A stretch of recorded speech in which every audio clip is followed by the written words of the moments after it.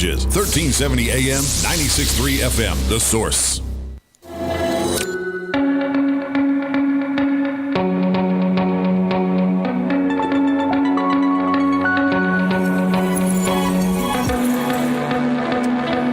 All right, 23 minutes before 11 o'clock. Thank you for tuning in. 2 days ago, it was June 19th, and it was also Juneteenth, if you were familiar with that. And not everybody was. We did a little piece on it 2 days ago, and I wanted to talk about it real quickly again. Juneteenth is a day that we remember the freeing of the slaves, the emancipation of the slaves. The Emancipation Proclamation was signed 2.5 years earlier, but we celebrate the freedom of the slaves on Juneteenth because it took that long, 2.5 years, before every state finally was in agreement. Now, they say it took that long for the information to actually travel from Washington, D.C. over to Texas. I have my suspicions about that. But the one thing, that came up was the fact that we had slavery in this country from the 1600s all the way through the 1800s. So a good 200 years of nothing but just human beings being treated as property, human beings being treated with less than freedom, even though our Constitution, our Declaration of Independence, declares that all men are created equal. We weren't abiding by that. We fell short of that. Now, the good news is that was then and this is now. And so the one thing that you might wish is that we could at least have a conversation with at least one of the slaves just to get a really firsthand story about what it was like for them. That actually happened. In 1927, Zora Neale Hurston went to Plateau, Alabama, just outside Mobile, to interview 86-year-old Cujo Lewis. And it's documented in her book titled Barracoon. Zora Neale Hurston has since passed away, but we have on the phone somebody who's very familiar with all of this. Deborah G. Plant is an editor and an African-American literature and Africana studies scholar and a literary critic whose special interest is the life and works of Zora Neale Hurston.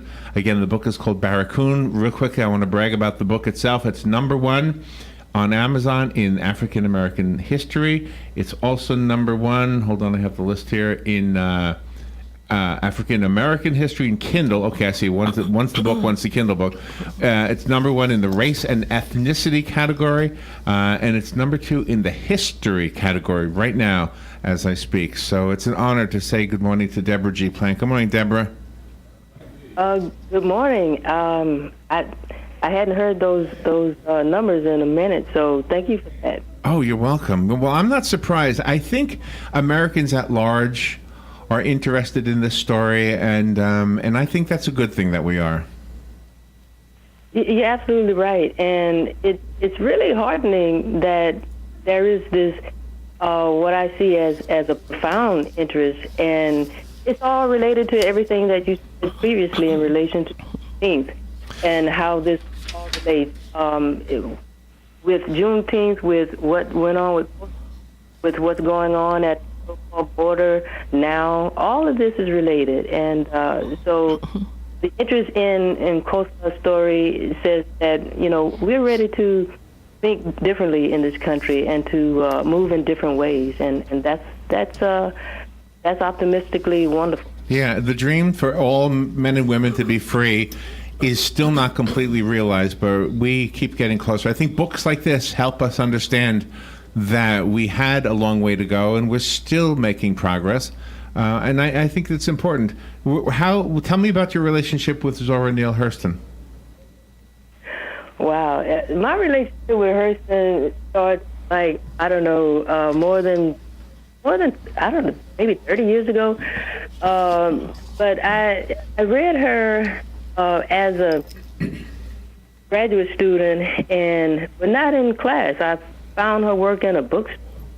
I had never been taught about her. Like most people who came to Hurston, we come to her in different kinds of ways. And so once I read Their Eyes Were Watching God and Dust Strikes on the Road, I was just completely committed to everything else she had written and to understanding everything I could about her life.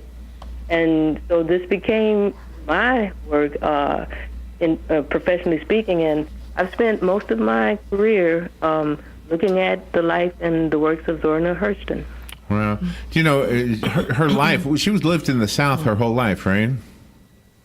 Well, she was from the South, but she spent time back and forth in New York and other places because she was one of the Harlem Renaissance movement, and therefore she would move about. But her base was always Florida. Well, the only reason I mentioned this is because I know that I did the Wikipedia thing real quick, and I know she died 1960, right? Am I right about Yeah.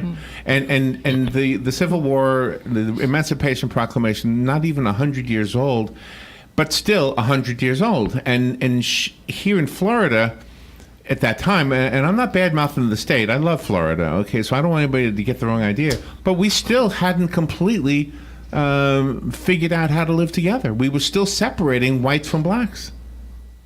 Well, absolutely. And it's not about bad-mouthing Florida.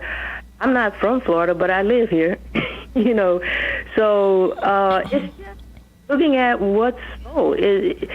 When it comes to emotions and beliefs and one's particular orientation, mentally, psychologically, those things are hard to change. They're hard to change, but it doesn't mean that they can't change. But because they are hard to change, then we see the continuation of certain kinds. Deborah? Yes, I'm here. Okay, I'm sorry. One of the things that Zora preserved was the pattern of speech. I mean, gosh, it's not just he said, she said. It's actually the actual dialogue. Yes. And that is very, very fascinating to me. Yeah, she captured his speech, his patterns, the rhythm of his patterns, his idioms, and this is all very important because it's an authenticating feature of his narrative and of his life, and to maintain it when others wanted her to write his story in standard English, so-called standard English, but she, as a social scientist and a stenographer, she knew the importance of maintaining his speech exactly as it was. And it's very important that she did, and it's very important that we as readers come to embrace it as it is, as I find so many people are doing. Because in his speech is encoded what happened. Because the fact of the matter is that was not his native tongue. Okay, this particular idiom of Black English was not what Kosala was born speaking. Really? He was an issue. Okay, and so the question becomes, what happened to him that this becomes later on in this country? He was deracinated. He was uprooted from his motherland and his mother language.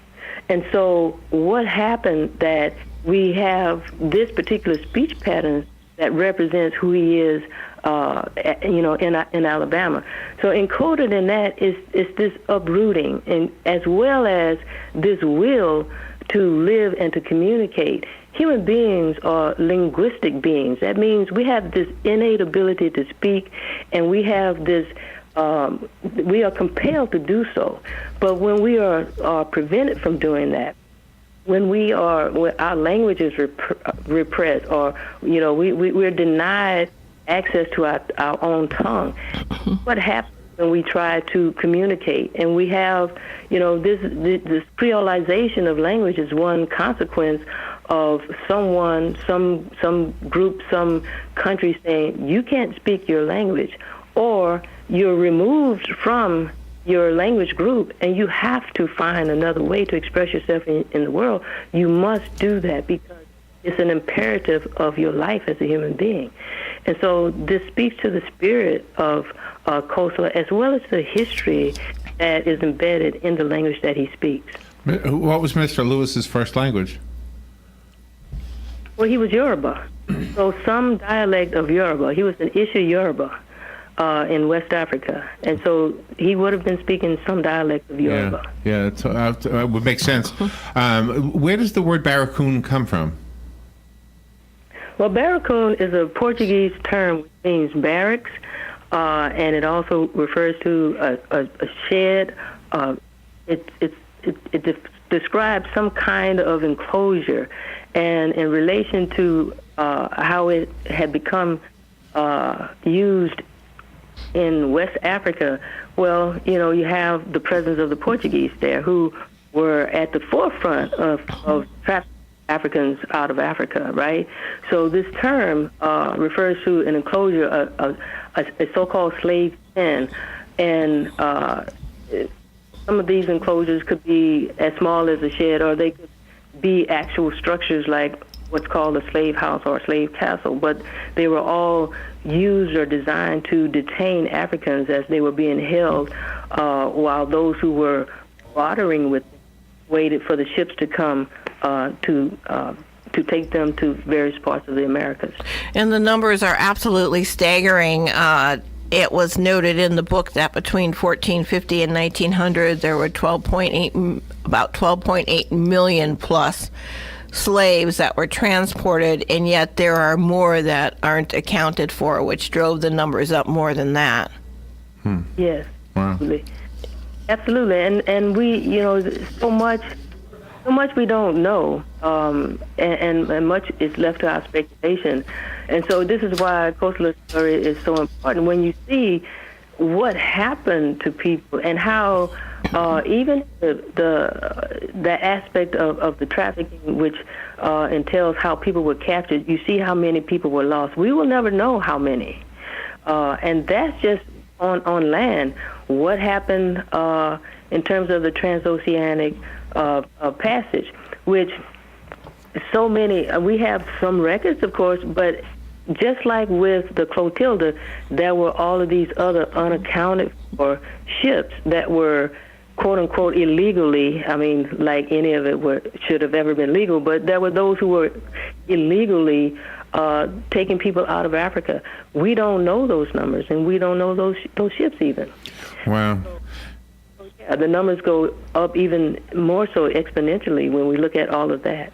Deborah Plant is our guest, and I am just going to take a moment to apologize for the sound. You sound good when you talk. There's some kind of a thing. I don't know what's happening. But it seems like when we talk, we cut you off, and so I'm trying really hard. Not to make any sound at all, because it's doing something crazy, and I want to apologize for that. It's not our intent to talk over you, Deborah.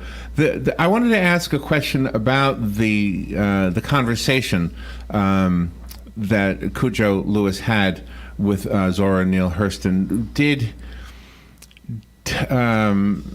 Did he express bitterness at all, or what were his feelings at that point in his life? He was never bitter.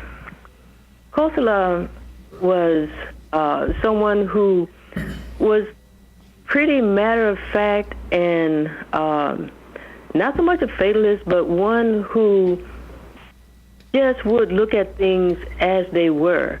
And he, rather than being bitter, he kept finding ways to forgive people and to leave situations alone that seemed futile to him to do anything about. For instance, when he was injured because of the train, which didn't have the proper stoplights and a bar and all that kind of thing.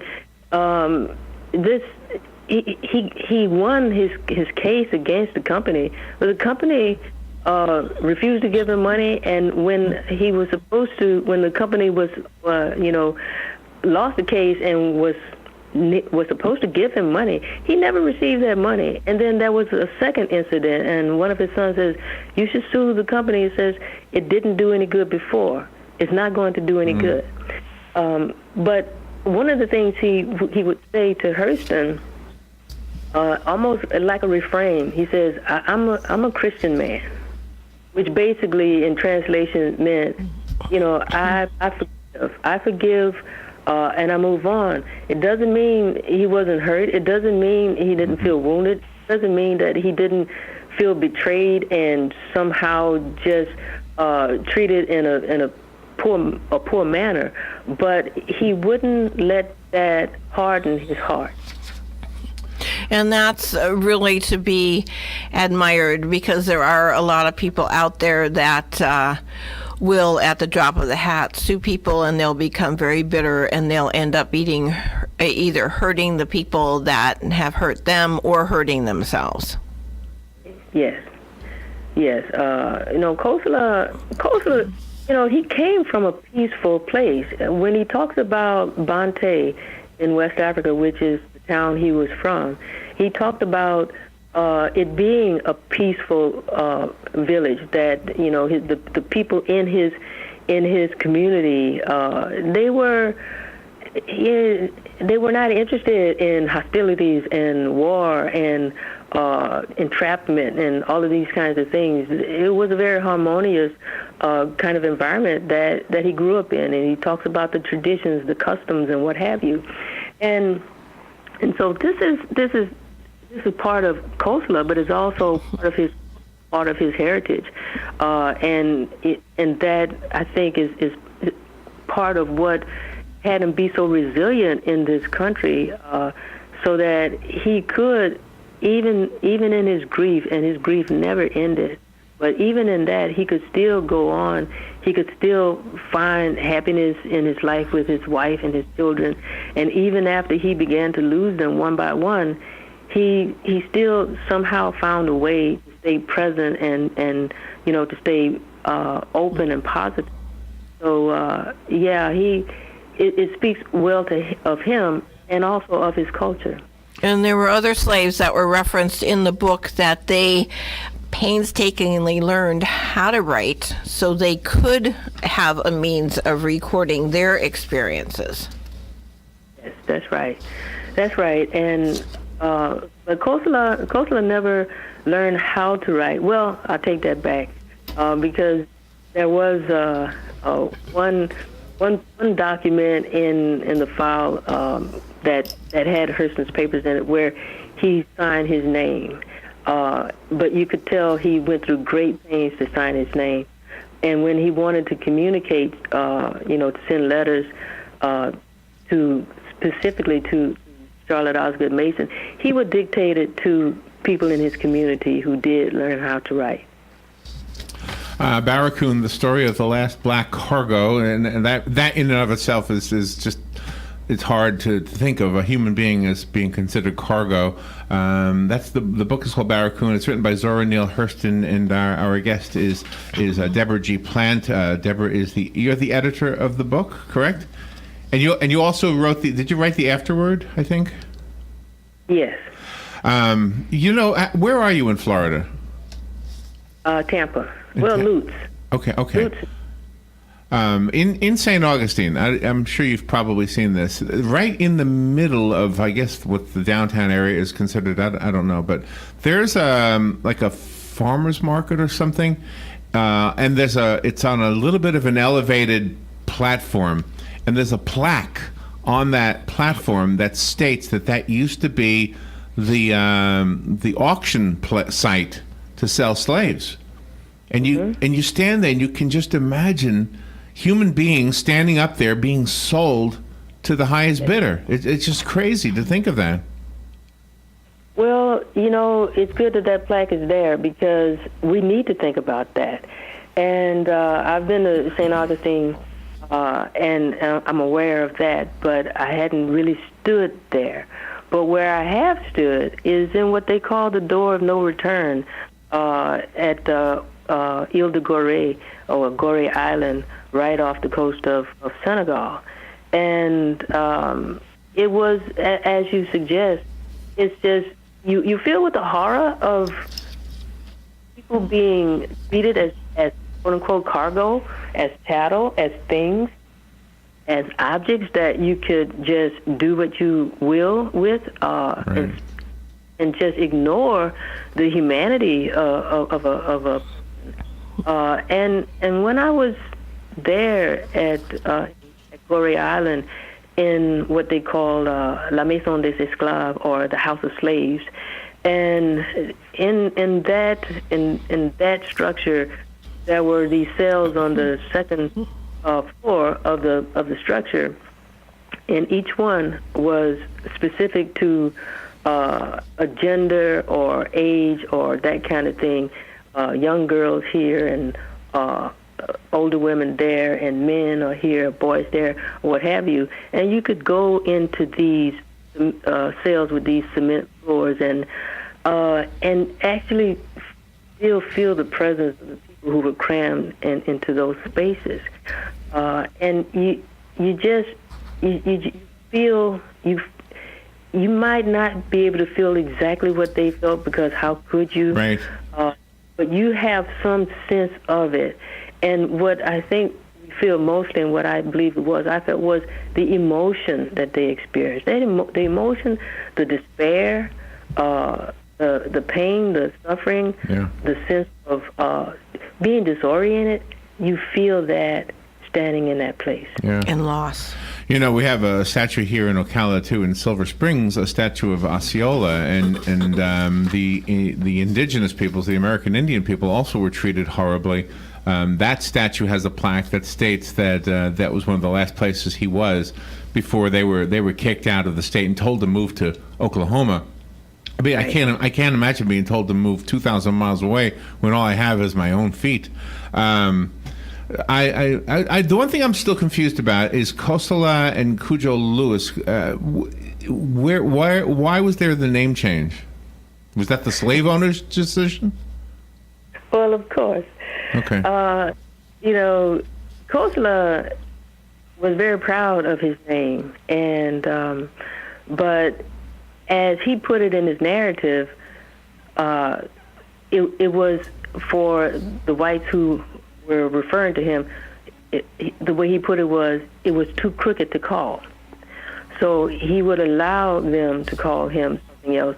Now, Cujo is not very far from something personal to Kosala, because it's a word that means boy child born on a Monday. It's out of the West African tradition, and so Cujo would be used, and it's my guess that Lewis is some variation of Oluwale, which is his father's name. Okay. In West Africa, he tells us, Kosala tells us, that you have only one name, and that one name that his mother gave him was Kosala. In America, he says, over here you have to have two names. And so he used his father's name, which is why his name is given as Oluwale Kosala. But you see, that would be for some people too crooked to call. So he would allow Timothy Mayer and Jim Mayer, who is the one who, quote-unquote, purchased him, allowed them to call him that. But we know that he had this very strong pride in his name, because when Hurston goes to meet with him, and she calls him Kosala, and he says, "Oh, I know it's you. I know it's you. Call my name. Only you call my name from over there," meaning Africa. Only you call my name from the Africa star. And when she begins to talk with him, one of the things he says very clearly and precisely and emphatically, he says, "My name, not Cujo Lewis. It Kosala." Oh, my goodness. Thank you for straightening that out. Deborah, thank you for being on the show with us today. The book is called Barracoon. I have a copy of the book. If you would like it, call me. I will leave it here on the desk. The rest of us have to go buy it. It is #1. It is getting really great reviews on Amazon. Real quickly, besides Amazon, do you have a website you want to send us to? Deborah? Is she still there? Yes. Deborah, you still there? I don't hear her anymore. Oh. The website I have is Zora Neale Hurston.com. ZoraNealeHurston.com. The book is Barracoon, Barracoon. We'll take a little break. We'll be right back.